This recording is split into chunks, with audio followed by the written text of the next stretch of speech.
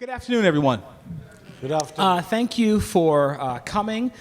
Thank you for having us. I came all the way from a small town just to the east of here called Chicago, and it was quite a ride out here. So traffic and all that other good stuff. But it's good to be out here. This is my third time at Wheaton, so I'm very blessed to be here. I was a part of a arts conference called Caritas that used to be here at various times, and we were in the Barrows Auditorium, so it's really a lot of fun to be back. So I am here today in two capacities. Number one, I am a professor of political science in the City Colleges of Chicago, and I chair the social sciences department at our college. But I'm also here today to share with the campus community a piece of art that I've created called 1619, The Journey of a People. And so at 6:30 today, we'll be in Barrows Auditorium. I hope you guys all come out. We are super excited. Yes, thank you, whoever that was. I appreciate that. I hope you guys come out. We are literally in the middle of 3 straight days of shows. Tomorrow, we are sold out for a group of CPS students. And on the weekend, on the south side, we're sold out for a community show as well. And so we've been traveling around the country with this show. We're very excited to be here at Wheaton, so we do hope that you guys will join us. Now, having said all that, I am here to lead a conversation about the use of the arts in the liberation struggles around the world. And so I have a wonderful, august panel here of scholars and artist practitioners who are going to share their stories and their journeys and how we can use the arts for really elevating people, fighting for equality. I'm a firm believer that as an educator, a picture is worth 1,000 words.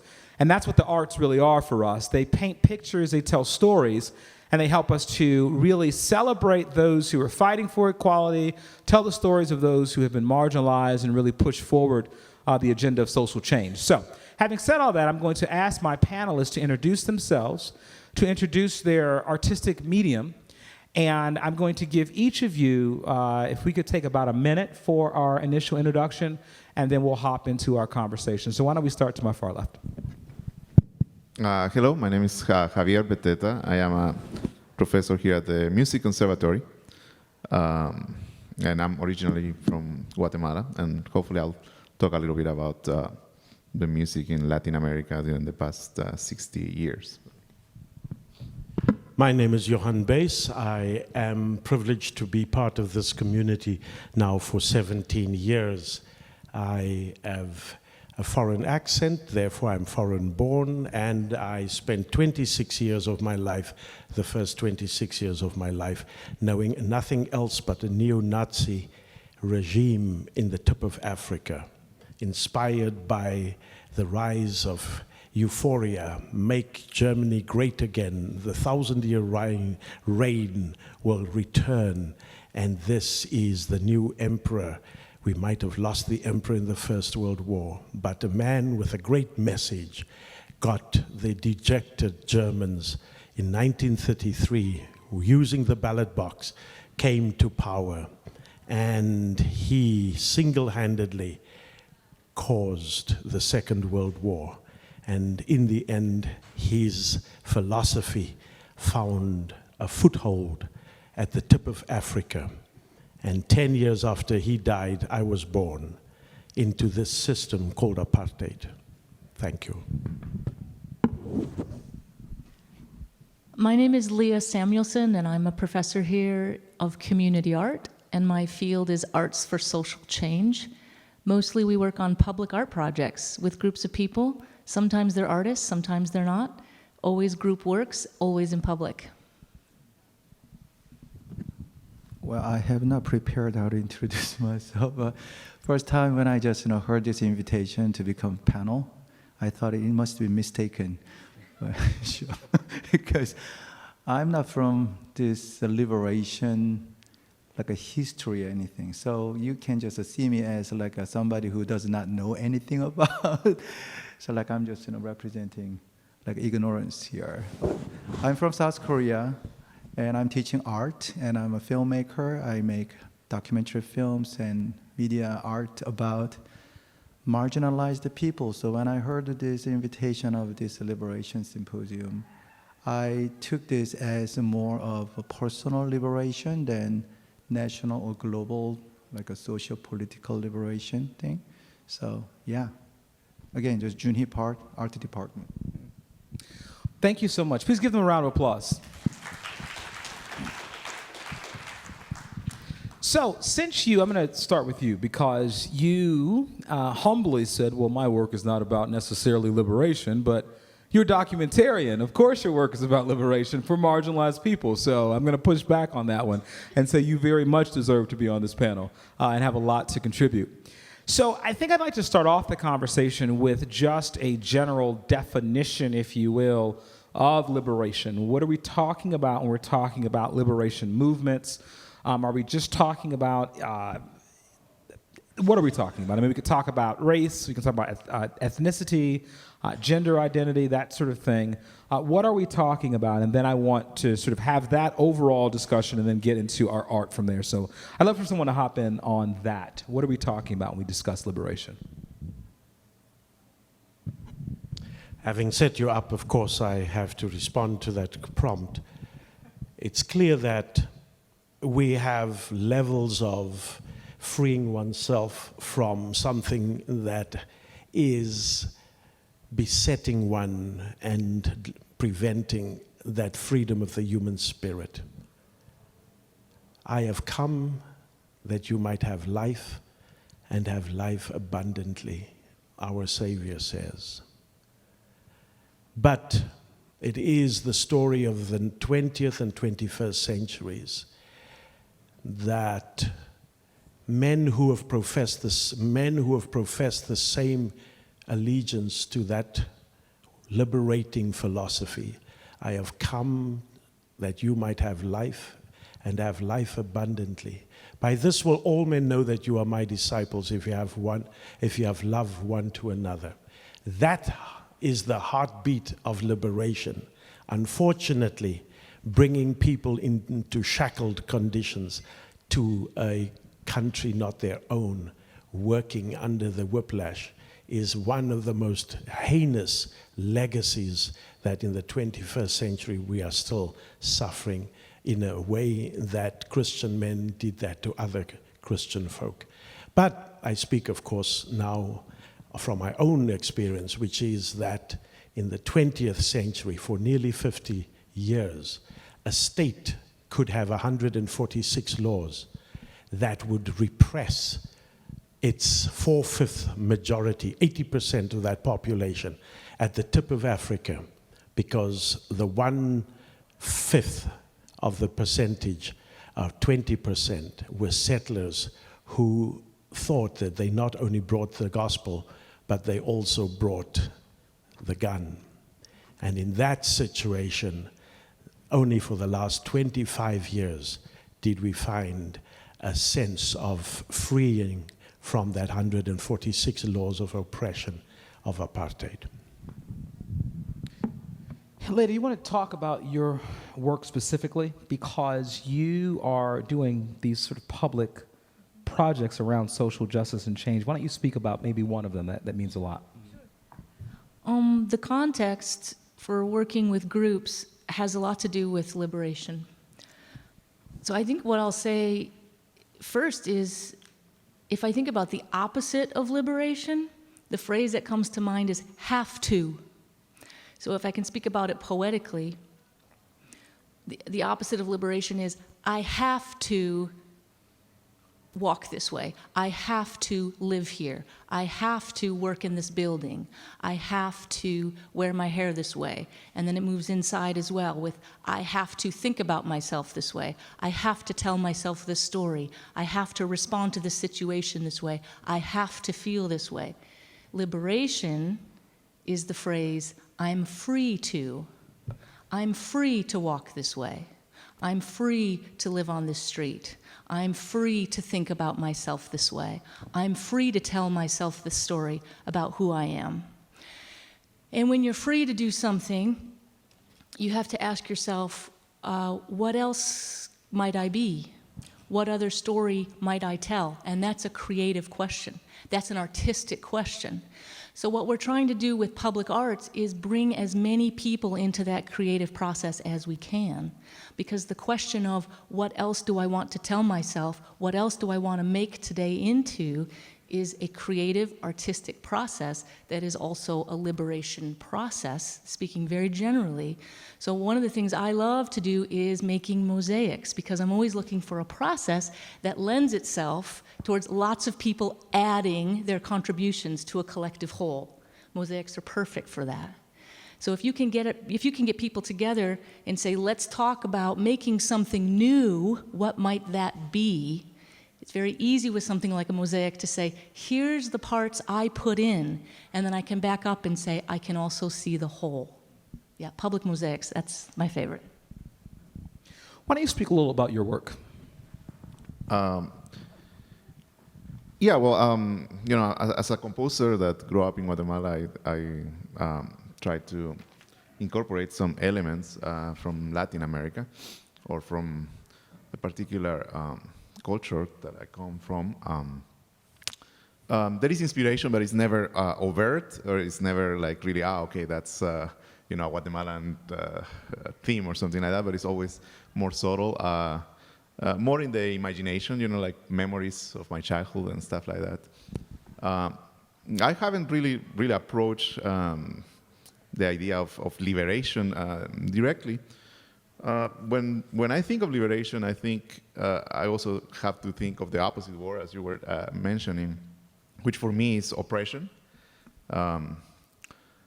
So coming from an area, in this case Central America and most of Latin America in the second half of the 20th century, they had a lot of military dictatorships. The idea of oppression is very well understood by some of us. Things like you cannot get out to the street after 9 p.m. or things like, if you compose a certain music that is too subversive, you might get in trouble, or you don't have the right to do other things. So I guess, when I think of liberation, is the idea of oppression is there. And, later on I'll talk about an example of a Chilean writer and composer who basically writes music to kind of like inspire people who have been oppressed, and kind of like use the music as a vehicle to engage more people in this sort of fight against oppression. Fantastic. So I'd like for you to, and I'm going to share a few things a little bit later, but I want you to talk about film specifically, because the world we live in, we all have such great access to film. I have many conversations with people that start off talking about, kind of connecting with people all over the world based on things like film and, and the pictures that are, and the stories that are told there. So I would be interested in hearing for you why film is important for liberation. Now, I know that you, the caveat here is that you said, hey, wait a second, I'm talking about individual liberation. I'm fine with that as well. But why is film your chosen medium? Well, I think the power of a film is coming from engaging and identifying the characters of the movies. So when I watch this movie, not really movie, the TV drama, The Roots, I don't know, many of you already watched this back in 1980s, Roots by Haley. It is so wonderful. I was like maybe elementary school back then, or junior high school-ish. And growing up in Korea, I never took a single class about American history. So this American history of slavery, to me, was just a historical fact.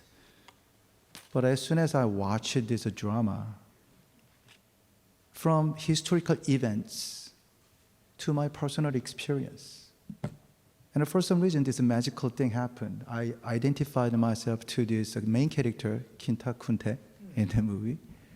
And I just cried and cried, because there was nothing I could compare to this much of a struggle. I'm still kind of a little emotional thinking back all this. And I think this is kind of a power. After more than 20 years, I still can come back to this memory so strongly emotionally attached to. It is not somebody else's local experience there, but it became my personal experience. And collectively together, everybody has your own experience with this movie or just a character story, identifying, engaging to this. Collectively together, it becomes a universal emotion of sorrow and suffering thing. So I think that is not somebody else's experience. It is my experience. And I think that is the big difference between, with a full respect of other art forms, the cinema, yay, cinema. The cinema is the most powerful tool, has a transformational like a function in it. So that's how I see this as a tool of liberation, personal level, like a socio-political, just a national, global level. It's so funny that you use roots as your starting point because it meant something for me as well growing up. And I remember, actually, shameless plug, I have a whole tribute to Roots tonight in the show. I can't tell you everything, but because you got to come. But the tribute is my personal story as someone who grew up in a middle-class African-American community, really far from struggle and marginalization. My father grew up on the South Side, but moved us out to South Bend, Indiana. And so he was in the car business. He was a car dealer. And so I grew up in a very sort of middle, upper class kind of situation. Think, I don't know, the Cosby Show, Fresh Prince of Bel-Air. You know, we had an indoor pool in our house growing up. Actually went to the same high school as Pete Buttigieg, by the way, which is a kind of a cool fun fact. I graduated about 4 years before he did. And so kind of understand the community he comes from and that sort of thing. But anyway, the story I tell in the play is a story of how my father made me watch Roots and my brother. And they sat us down one weekend and said, hey, listen, you don't understand struggle. You don't understand what people have gone through to get you to where you are. And so in your middle class sort of privileged mind, you're disconnected from these issues in the cities and these issues historically of slavery. And so literally, and this is very serious, I mean, it's a comical section of the show, but he basically locked us in the house for a whole weekend and made us watch the entire thing. And that was his way of teaching. And at the end of that weekend, I was transformed. And I began to respect what he was talking about, and it set me on this path for sort of, self-exploration and that sort of thing. And so, to your point, you know, I'm a theater artist, but I'll give you the props and the credit for the cinema because it really has had the power to change my life, and I'm sure many other people's lives as well. Mm-hmm. So what examples of arts being used as a tool of liberation have had an impact on you all?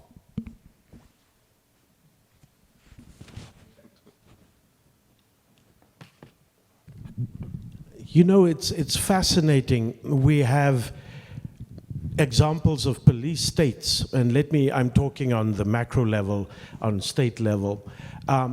It's fascinating that police states in the 20th century, such as the Soviet Union, produced remarkable artists such as the classical composer Shostakovich. And by the same token, other oppressive regimes have created artistic utterances that were of remarkable substance. During the experience of apartheid, it is remarkable that no less than 4 Nobel Prize winners for peace came out of that. And it was because of their prophetic voice. Albert Luthuli, a Zulu-speaking chief who led the ANC in the 1950s. Nelson Mandela, who on Tuesday would have been released exactly 30 years ago, Tuesday, February 11th, 1980. And the man who was in control of that government, which is F.W. de Klerk. But then in 1984, the great prophet who wrote that there is no forgiveness without reconciliation, or no reconciliation without forgiveness, Archbishop Tutu, that those prophetic voices were there. But here's the other answer to your question, and that is that during that same time, the international world rewarded no less than 2 other writers who were all under that regime with a Nobel Prize. I'm, of course, speaking of Nadine Gordimer, a Jewish South African woman who, contrary to her own lived experience, wrote against the oppressive understanding that was prevailing at that time. And the second one was a former teacher of mine, J.M. Coetzee. The arts speak, despite oppression. I could second that as well, because I was actually formulating the question that, what happens when there is a lot of oppression in a region, and what do artists do? And if we look back to Latin America between 1960 and 1990, where there were dictatorships in most of the countries, Argentina, Chile, Brazil, Peru, Guatemala, etc. We see 2 of the greatest movements, artistic movements, happen in that region during that time. The first one is the literary boom, which gave names to the world as, Gabriel Garcia Marquez, maybe some of you know him, a Nobel Prize, Mario Vargas Llosa, also a Nobel Prize, Miguel Ángel Asturias, Pablo Neruda. So we have this movement that when there is the strongest oppression, it seems that arts flourish to their best. And in terms of music, we have the movement which is called Nueva Canción, or New Song, that flourished mostly in South America, especially in Chile and Argentina. And that movement was a movement to go back to the roots, to make a music that was rooted in folkloric music, and music that had a high content of poetry and a high content of a message of social justice and liberation in a way. So yeah, I wanted to just say that, yeah, that's true. Great artists happen after there is this sort of oppression.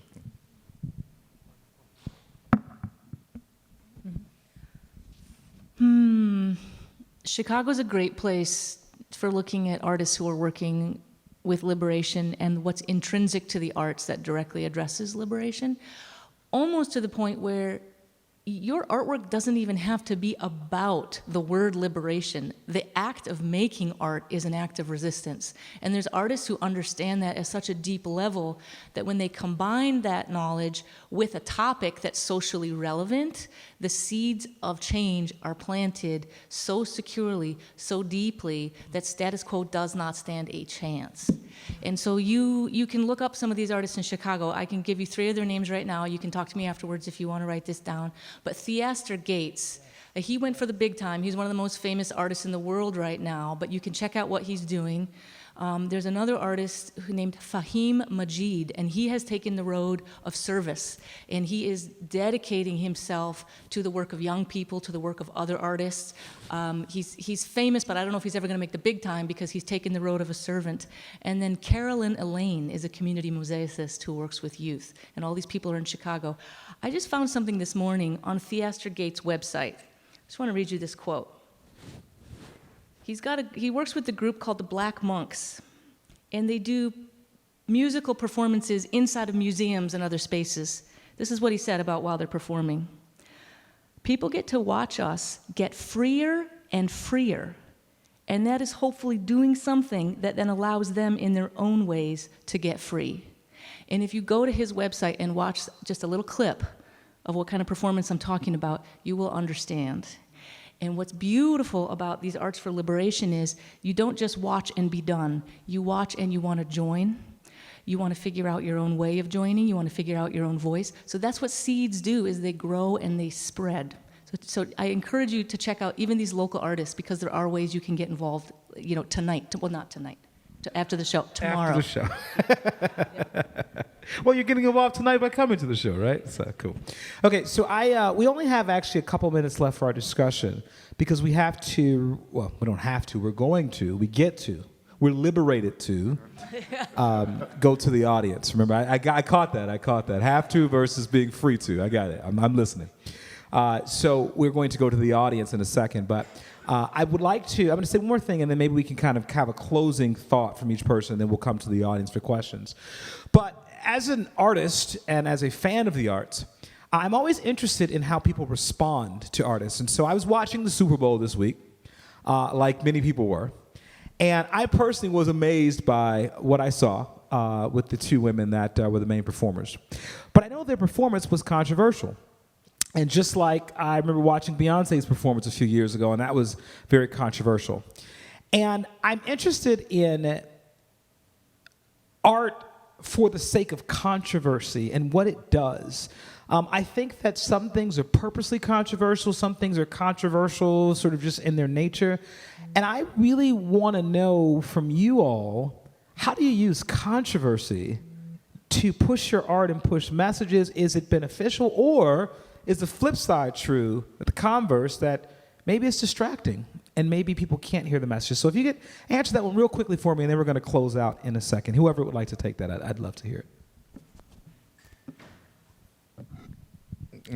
Well, at least in my area, classical music, and as a composer, I know that controversy is always a part of art, particularly when there are new works that push the boundaries. And we know, for example, that when Beethoven premiered the Ninth Symphony, it was a controversy. People didn't like it. When Stravinsky premieres The Rite of Spring, it's also a riot in there. I don't think they were purposely writing music for controversy's sake, but the music was so new and so novel and so radical that produced controversy. And so I think that kind of level of controversy, when it makes us question and sort of like creates a dissonance in our thought, and we wrestle with what we are watching or hearing, it has some healthy aspect, of course. Of course, if it's something that is just a show and something to call attention, maybe not. Well, because this entertainment industry is all about just seductive. And I have a strong concern about this, even the liberation, this terminology being used by this entertainment industry as very hot selling item. So it can be just, commercialized, romanticized, and the liberation without struggle can be very sexy. You can be free. You can do whatever. You don't have to do this one. You can be yourself. That is a kind of a selling point. You do it. And I think that by the nature of this art industry, or just myself, I always tell my students, this word, the art, like a creative word, is not like a competition who is better than somebody else, because we do not measure up our creativity to somebody else. Instead, we want to be just different. So being different is compliment. And this is all this kind of endless, there is no goal line, because there is always just more creative, but being creative is always measured by who's the different. Because we don't need the second Martin Scorsese. We don't need the second Steven Spielberg. We want somebody new there. And this liberation is always against this status quo, the rules and theories and the structure, the system. So all these young artists are trying to be different by liberating themselves from whatever it is, a tradition, something. So the controversy is the welcomed to make more money out of it. So that is my concern about the liberation. Always we think about liberation from something, oppression, system, like a classical rules and something, but we never talk about liberation too. So, for instance, can I take just one more minute? Like a Matrix, the movie, we can just see this matrix of a Neo, just kind of liberating humanities from this systematic, like just network or just the machine world. But that is from Buddhist perspective, from Christianity perspective, it can be just seen very differently. But of course, because we at Wheaton, I teach a cinema class this semester, we just discuss about this movie as a Jesus Christ movie, the Neo as a Jesus, and the Morpheus as John Baptist, of course, and Trinity as like the Mary, and we can just identify each character is biblical, the people. But that movie depicts this liberation, Jesus as Messiah, but not as Christ. There's no suffering there. It is like a heroic saga to liberate the humanities from this machine world, but there is no sacrifice, there is no love. Just ultimate love, because the liberation must be initiated from love, not from anger, right? So I think this liberation, destination of liberation. We always think liberation as a destination, but liberation as departure to better something. And yes. Thank you so much. I love that. Thank you. Yes, absolutely. Absolutely. Okay, so we've got 10 minutes left, and so I want to take a few questions from the audience. And so I think we've got our first over. Okay. You guys are facilitating. Okay, so if we have any questions, comments, thoughts, we've got someone back there. Mm-hmm. So I worked with Rodney, knew Rodney for 30 years, Rodney Sisco. And one of the things that impressed me about him was his purposeful engagement with different cultural, artistic forms. And it makes me wonder, as I reflect on his engagement in light of our topic today, how much do you think, in the previous panel talked about the danger of anti-intellectual engagement with cultural diversity. And I'm wondering if you could talk about artistically the potential of engaging with art forms that could actually promote a lack of liberation by promoting more of a monocultural perspective. And what's the promise of a broader cultural engagement with the arts as a gateway to perhaps empathy, cultural awareness, cultural curiosity? You started with the word curiosity. Music and the arts, like food, all start with the human senses, and they celebrate the human senses: visual, oral, smell, touch, taste. When we find ourselves gravitating to the kinds of things that we are most familiar with, we find that no variety and enormous options of choices will matter, because we gravitate to that which we are exposed to on an ongoing basis. Our food, our music, our visual arts, etc. Now, the curiosity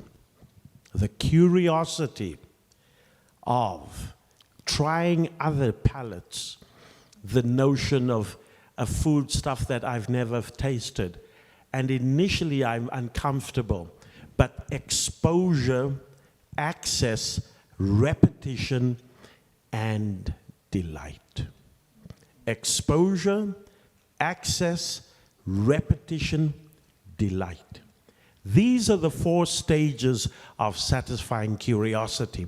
And until we recognize that exposure, access might create discomfort, we must embrace repetition, and then we find delight. That's the same with food, that's with music, visual arts. Thank you for that question. Thank you for being here. Last night, some people alluded to hearing quotes from King out of context, and what a disservice that does for us. So I wanted to ask you guys about kind of liberation art, how sometimes, especially when it's from the past and we look at it now, out of context, we kind of miss the radical nature of some of the art. Could you speak to kind of what you think we miss? And do you have any tips on how we can understand that art in context, if art is in our background? It's a good question. You see, we're all speechless.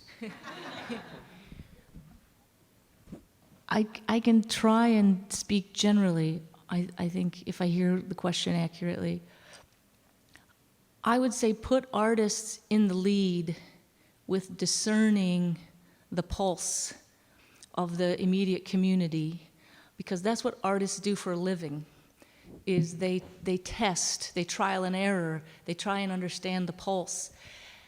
And artwork, the same artwork can actually mean different things at different times, depending on how it's presented, depending on how it's received, because the pulse changes. So I'm not even confident this is what you were asking, but I would say find your artists who are in touch and say, would you look at this? Would you work with this? Because sometimes, to your question about controversy, Dr. Williams, sometimes controversy is necessary when we've got boundaries that are making us sick. Other times, controversy is distracting when our boundaries are helping us to heal. So to your question, I hope, I wish we were still standing over here so we could keep going, but yeah, to your question, I hope is put the artists out there and ask this again. Thank you.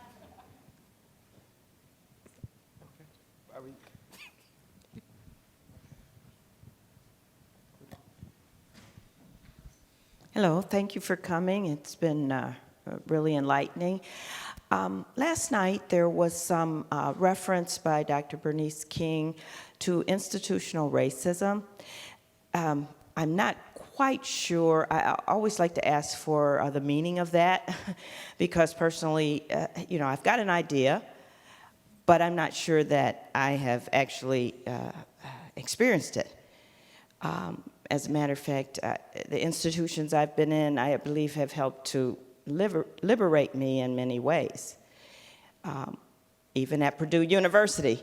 So I just wonder, with respect to the arts, is there any way to link those in terms of examples, the idea of institutional racism as it relates to the arts and liberation?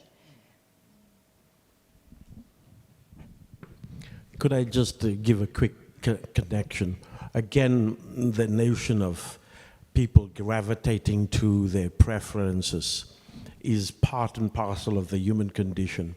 So each institution unwittingly shows the preferences of the community there. Give an example. What are the public art? What are the pictures that hang on the walls? What are the designs of the shapes of the new buildings? All of these express A, familiarity with what most people would want, or B, a dissonance with that reality. And so in an interesting way, it is again the curiosity, the access, the repetition, and the delight that will inevitably be discomfort. I look forward, to me, the most remarkable point on our campus, for example, is the marker of James Burr, a white man who went to jail for harboring a slave who was fleeing slavery.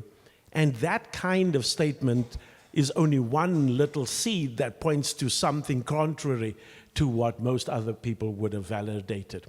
I look forward to the day when, at some point in the United States, we will, like the country of Mexico, erect a statue, a public statue. The only public statue to a slave is in Veracruz, Mexico. And that says something, that although we brought these people to these shores, We are not ashamed to venerate this rebel slave to have a public monument. We don't have any public monuments in the United States for any slave rebellion leader at all. And that says something about our communal institutional consciousness. I would offer and suggest as well, I think we have another question, but I'll say this very quickly. Yeah, please, I think we have time for one more. But I would offer as well to think about how institutions shape communities and conditions of communities, and those conditions then create art that are born out of those common shared experiences. So when I think about, for instance, I look at a genre like, I don't know, gangster rap or something like that, where the messages are violent, the communities are coming from a violent. You know, I used to, before I really began to explore these issues at the macro level, used to, in many ways, have very strong feelings towards what messages were coming out. And as a person of faith, felt very bothered and perturbed by many of the messages. But I stopped asking why they were pushing these particular messages of whether it's anti-police brutality or whether there's, some violent misogynistic tendencies or you name it. And I stopped looking at the symptoms of the problem and began to look at the root of the problem. And when you look at a city like Chicago that was really created through discriminatory redlining housing policies, many people argue that Chicago is the most segregated city in the country. It did not happen because of individual decisions. It happened because of institutional directives. And those institutions, we operate in institutions as citizens. We live in institutions. We are the product of institutions. Our individual behaviors are what they are, but those institutions shape the communities from which we come. And so I would suggest that art reflects that. And I think that we have to, if we're going to look at what art comes from where, we have to begin to question how these communities are shaped. And I don't think that you can separate institutions from the art that comes from communities that are pushed, shaped, and molded by whether it be institutional racism, discrimination, inequality, or the lack thereof. But the art, I think, is a great litmus test and a reflection of those greater conditions. Okay. So first, Dr. Johann, I want to say we do have in Barbados, where I'm from, we have a statue to Bassa, who led a slave revolt in the 19th century. So I want to say we have a public statue. But I wanted to ask a question. I was thinking about how I would ask it. I think about one of our mainstream images in the church in the Bible, and I grew up with this even in the islands, of the Swedish Jesus, right? And so we all think about that's what Jesus looks like. And then I come to today and I think about like the recent controversy with American Dirt, which is that novel that just came out of a white lady talking about the immigrant experience and so on. And I want to know, what are your thoughts on these images, or when certain things have been Columbused, what I would call Columbus, or taken hold of by the majority, and it really can hurt the diversity and can hurt people of color, can hurt diverse individuals. What are your thoughts about such art?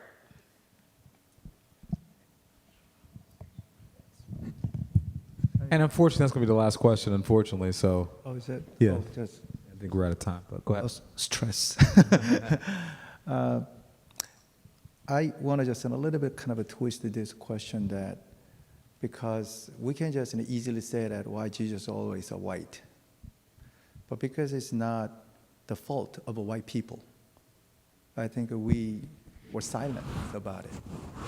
And in Korea, I teach every summer to international students representing more than easily 15 countries, from Muslim countries and just the communism countries a lot, to give them the brief history of Korean culture and history. I introduce K-pop, because who doesn't like a K-pop? So it's a K-pop and K-beauty. And to give you some data, over 40% of Korean ladies get plastic surgeries. While American dream is to get rich and get opportunity, acquaint your own prosperity, these days, Korean dream is to get pretty, get white. So we have a ton of these skincare products to brighten your skin.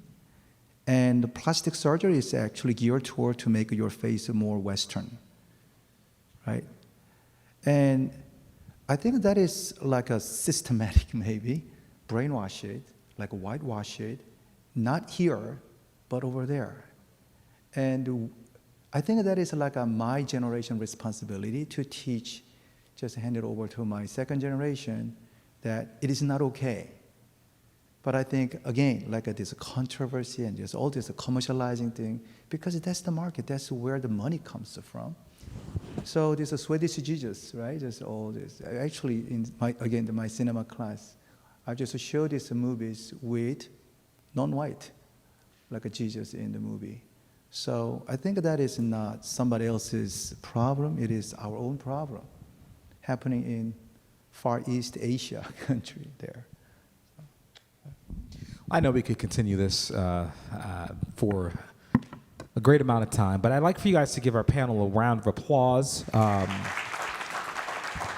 It's been a very rich discussion, and I'm going to turn it over to Dr. Caldwell, who has pulled all this together. So thank you, Dr. Caldwell. Thank you, Professor Williams, and the panel members, Joonhee, Leah, Johann, and Xavier. Thank you so much. I think that because we don't always discuss this particular topic about arts and the liberation struggle, so some of the things I heard is just, when you think about liberation, what am I free to do? What do I have to do? I thought about what you said, Dr. Park, as far as, it's just on my mind, when you were speaking to love and struggle, and how that's part of liberation. Like it can't just be sexy or controversy, that if there's no real struggle and love to liberate people, because that's the model that Jesus gave. So all of those things were just super helpful, thinking about how music and just the arts, it's just been really powerful, and I would say liberating. And thank you. And I just really appreciate Dr. Johann Buis, just your international perspective and apartheid. I think that was very enhancing as well. So just really grateful for everyone here today. And actually now I'm going to ask for the panel, you can actually dismiss from the stage, and we're going to go ahead and have Mr. Steve Gaskin come up. Yes. Okay, yes, and actually I would like to introduce Dr. Buis. He's going to have Steve Gaskin introduce him as he specifically talk about his spoken word piece, Sankofa. So we're just grateful. And actually, I really would ask that we pay close attention to this piece, because I feel like based on what he's going to share today, it's going to set up the play beautifully. I think you're going to see some very significant connections between what Steve Gaskin has to say, and also when you attend the panel, the play tonight on 1619. So, Dr. Buis, thank you. In my 17 years at Wheaton College, there's a single moment of absolute excitement when one of our students in the master's program became a full-time paid staff person on this campus. What's his skill? His skill is to bring to my students who have never set foot in a neighborhood other than what is a middle-class neighborhood, to bring that neighborhood into their imagination, because that's his lived experience.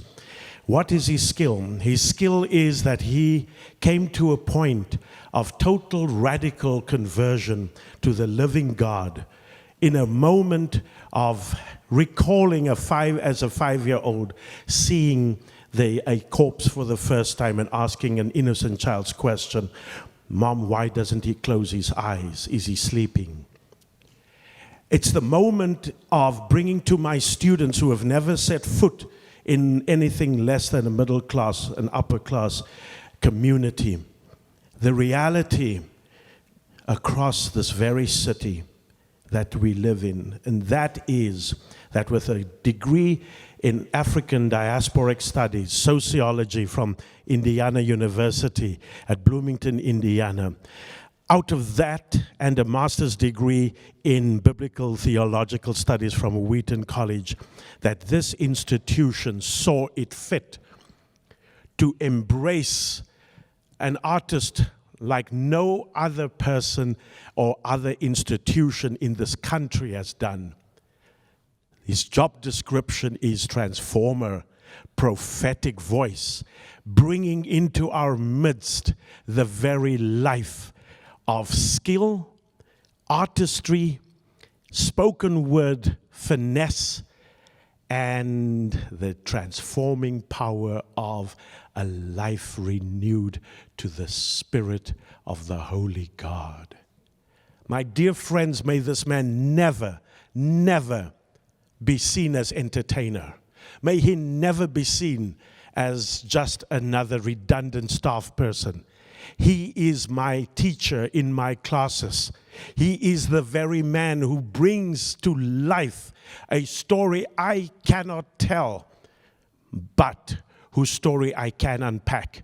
When I point to the fact that he is the living embodiment of an African tradition that dates back to the 13th, yes, the 13th century in the Malian kingdom, when the Sunjata epic, an epic memorized generation after generation, 5,000 lines of text, never written down, but retained with accuracy from mother to daughter, father to son, over hundreds of years, and in the process retaining historical fact and accuracy of historical events in the mouth of people who skillfully have sung these. They are called the griot, the jeli, they are called the praise singers throughout Northern Africa, Southern Africa. To this day, we turn to these spoken word artists and venerate them, for they are the remnants of a living tradition of 100 years. And in my class, I have Stephen Gaskin, who brings to life in spoken artistry a 13-minute autobiographical unpacking of his great-grandmother, right down to his own life. And beyond that, to maintain an intellectual integrity and a spiritual integrity that dissertations, theses, and other scholarly writings will still be done. I present to you Stephen Gaskin and the 13-minute epic Sankofa.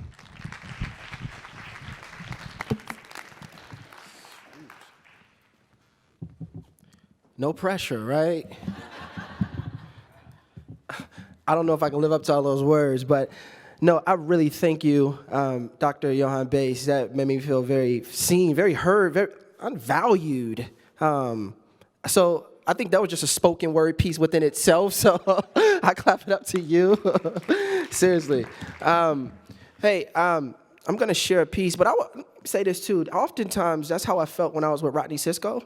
I felt always seen and heard by him, felt so valued, and he just felt like he took time to just know me. And he made me feel like a human being, not just as human doing stuff. So I'm grateful. I dedicate this piece. It's the first time I've ever dedicated a piece, but I dedicate this piece to Rodney Sisco and his family. I'm going to share a piece called Sankofa. Let me hear you say Sankofa. And can you hear me? Sankofa, I was able to travel over to Africa, West Africa, Ghana, and learn about Sankofa. And Sankofa means you don't know where you're going until you know where you're from. So I just really wanted to figure that out. So let me just jump into this piece called Sankofa.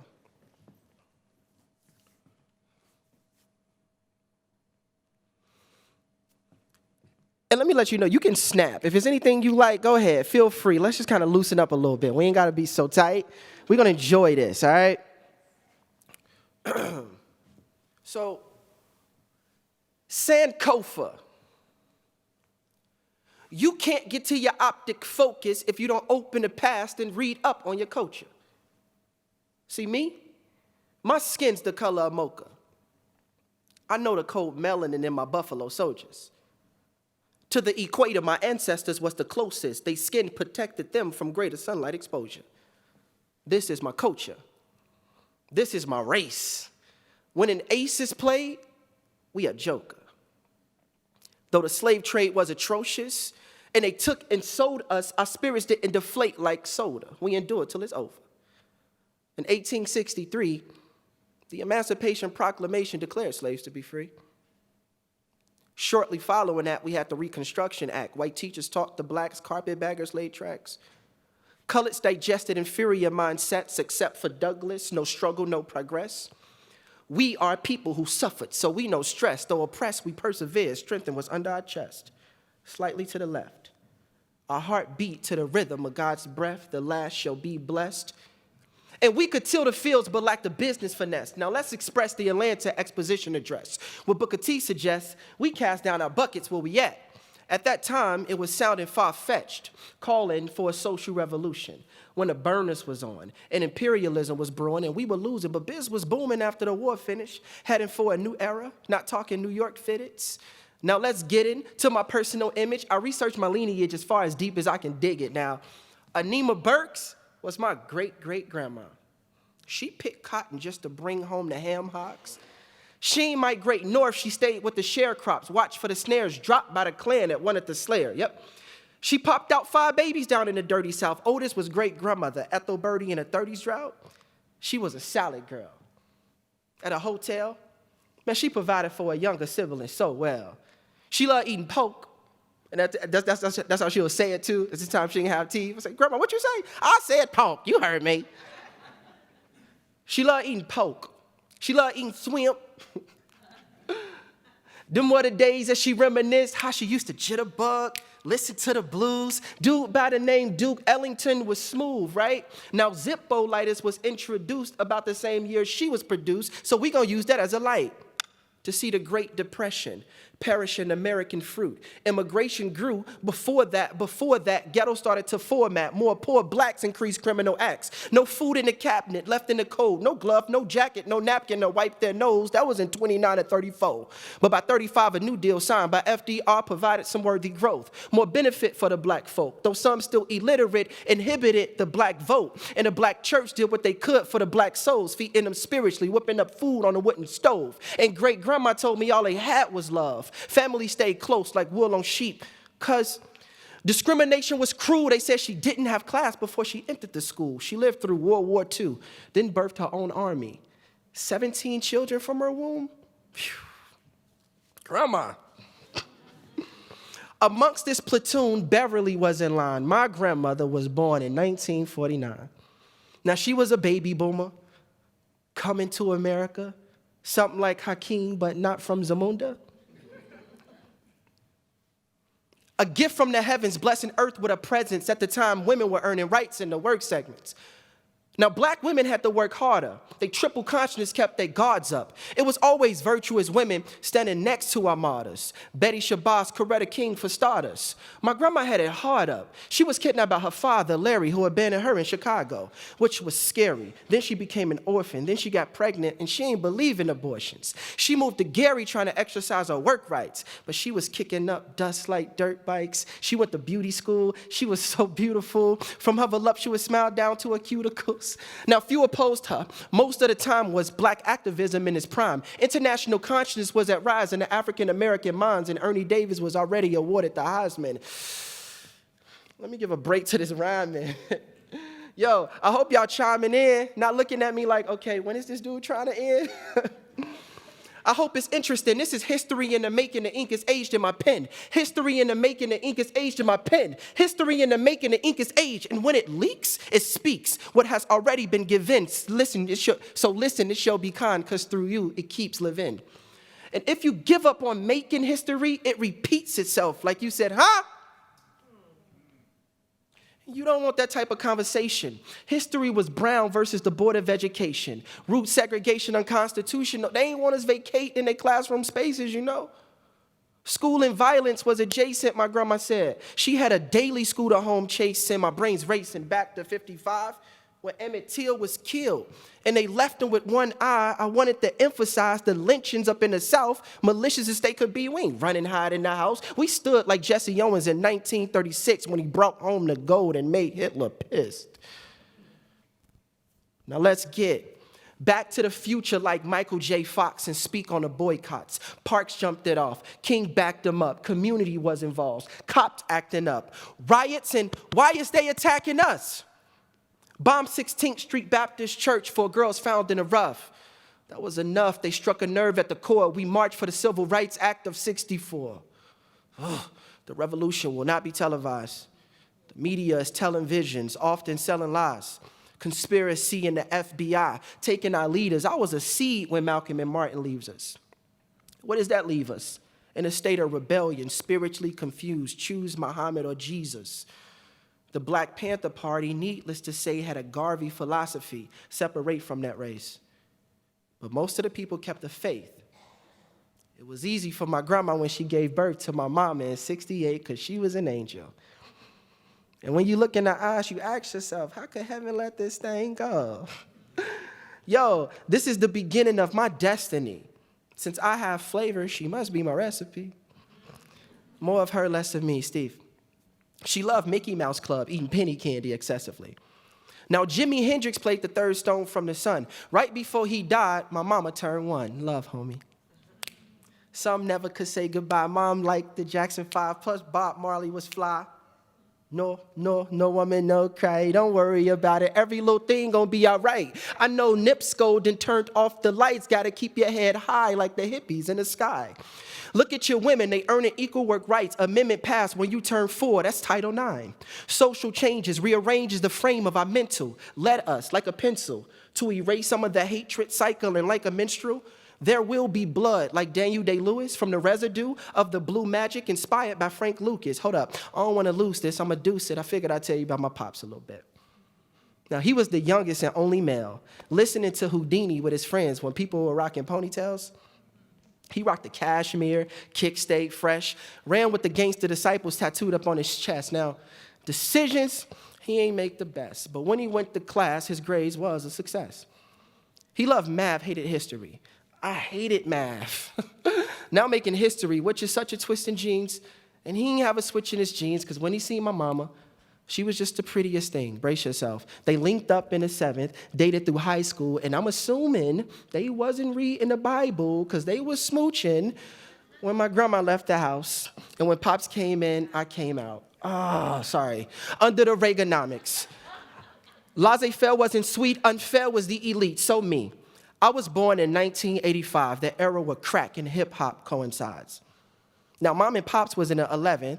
She stopped smoking pot when she found out she was pregnant. If she was here, she'd get up and smack me right now. She hates when I say that line. I told you don't say that anyway.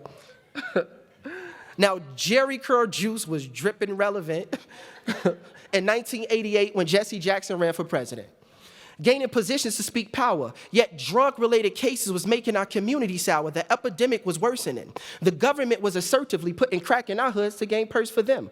Plus, punishment was more severe for the crack dealers. Free market of the free basin was an attack to kill us. Make money, build prisons. Bill Clinton, clawing at the clause of the 13th Amendment for the interests of the rich, privately populating and pimping. Penitentiary percentage proliferated with black men and separated from women and children. No father. We don't look further to Princeton, just dodging a sentence, period. You took, enslaved, and buried us. And now you mad at us? We're super predators. In a system that knocks us down, we keep getting up. The new Jim Crow is not ending us, no lie. Nope. See, we was broke, but mama kept me fly. As a kid, she said I was scared of 4th of July, but as I grew, I became immune to the drive-bys, police, lights in the alley. Why won't he open his eyes? Coke 45, crack it to the sky, pour liquor out for the homie. Witnessed that when I was 5. We would fight for power, political growth, or headed for self-destruction. Honestly, I don't know. Rap protests to be free, but didn't invest in a key that'll lock the struggle down in the future hearts to beat. Our liberty made us spoiled because we was handed the torch, taken for granted opportunities brought forth. And since our people was poor, consumerism grew more, flooding the malls and stores, forgetting what are we working for. Materials perish, knowledge lives forever like Elvis. My generation, we are becoming selfish. We better pay our 10%. I'm not just talking about our tithes, I'm talking talented tenth. We have to give back. This is the task. History has taxed us. You're not done after that bachelor's. Go and get your master's. And then get active in the lives of those society has labeled bastards. You see, my mission is sharing the gospel of Jesus Christ. And I'm going to do it and pursue it if it means my life. Now, what are you going to do? Since we had a black man in the White House, tell me what that do for you. Obamanomics was thinking outside the cubicle. He made a change in a portrait, and now it's beautiful. He played his part in planting seeds so the fruit will grow in the minds of those who didn't believe it's doable. Because of one man making history, we were saying, yes, we can, with intensity. And Rodney Sisco did the same thing, giving people hope, making them feel seen. So do it for Freddie Gray or Michael Brown. Eric Gardner, guards up, my face is down, I can't breathe. Every time I scroll down my screen, I see blacks bleed. Subconsciously, inferiority attacks me. Hands freeze. And I'm Philando Castile, laying there like, man, Steve, that's real. You can get killed because of racism, because of socially constructed system set up for you to be the victim. Do you live within the gracism and trust that God is on the throne? And since so, he trumps Trump, who White House is the home? Yes. Fight for justice, defend the oppressed, fatherless, single parents. My community is a wreck. So yes, I'm Boys to Men on bended knee with Kaepernick. Respect the soldiers and vets, but reject the flag that holds the promissory note and wrote us a bad check. So forget having a roly-roly with a dab of ranch. We need black businesses and establishments. Stand together like we got some sense and know we come from kings and queens. The Sankofa is, I come from the most colorful and richest continent. Keep your focus, kid, and you honor it. Keep God close and acknowledge him, and your future is bright. I can promise it. Sankofa. Thank you.